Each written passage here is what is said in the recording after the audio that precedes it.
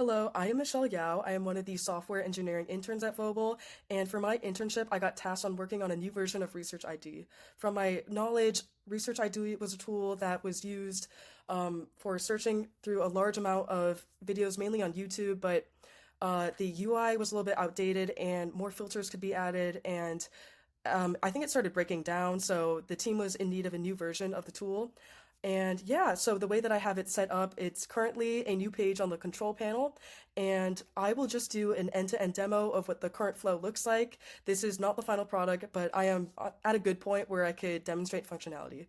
So for my demo, I want to make it wrestling themed. So my keyword, I could make it SmackDown and a title filter. So the way that it works is if I click any, the keyword SmackDown can be either in the title or the description. If I click title only, the videos that are outputted will have SmackDown only in the title and similar to description only. And then you can have a content filter. So let's say I click made for kids, it will only output videos that are made for kids. If I click live streams, that'll do both of them. I think I'm gonna keep it unclicked for these filters, just because I want any type of video. And then for my channel ID, I already have it ready to copy and paste, but this is just the channel ID of WWE on YouTube. I'm only focusing on that channel. And then min views, I could set this as 100,000. So the videos that are outputted will always be greater than this min view count. And duration range, I only want the videos to be within a 30-minute range. So I could set the minimum range to be 0. And then for the minute mark, for the max range, I'll put 30. And then upload date, if I want to only output videos within the last year from today, I can easily do that if I go to April 2025 of the 17th and then do April 2026 of the 17th. Awesome. And then here I can sort by different variables. I can sort by views, upload date, title, duration, subscriber count.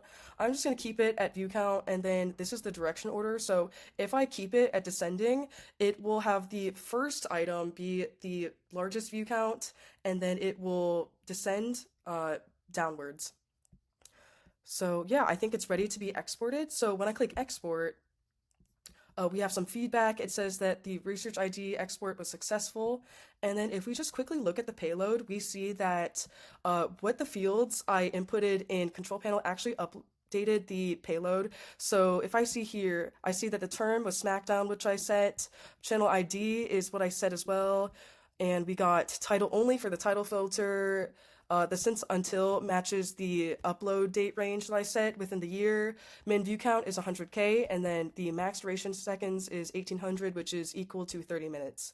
So if we refresh, we see that the workflow is successfully completed, and then just a little bit more context of what the workflow looks like is the first task that gets triggered from Conductor.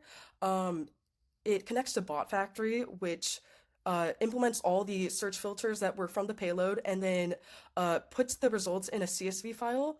And then this CSV file gets fed into another task, which generates a Slack notification, which outputs a download link for the CSV file. So if we look here in my Slack notifications, I have it set up in a private workspace right now. We see that it says CSV export succeeded and then a download link. But before I click download, one really nice thing that gets updated in the control panel is a preview table. So this just ensures and helps the user get a little preview of the full CSV file. So it just makes sure that when they click download, it's the correct file that they actually want to download.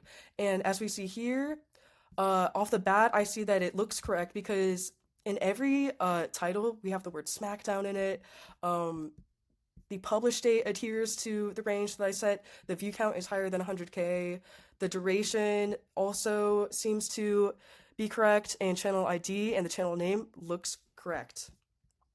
So now I can click the CSV download link that was output in Slack, and I can upload it to Excel to see a better displayed version of that. And let's see, it should be this one.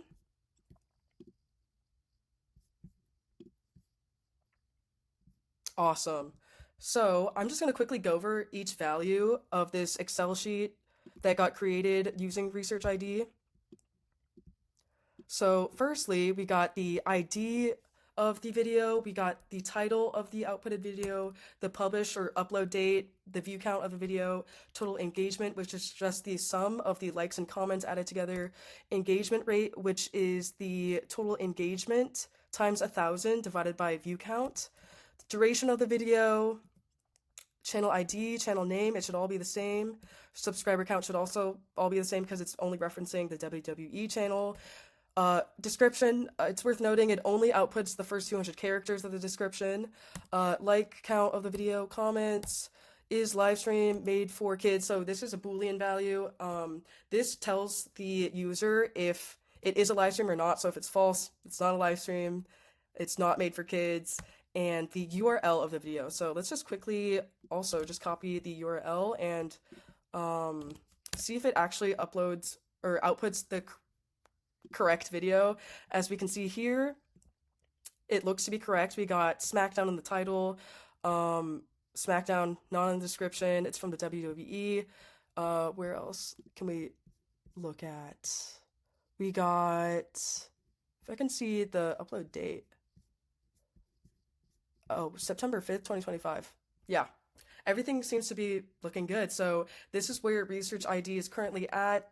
Long story short, it is from the control panel. It triggers a conductor workflow and it outputs a CSV link that you can download where you can put it into Excel and see all the outputted videos based on the filters that you selected.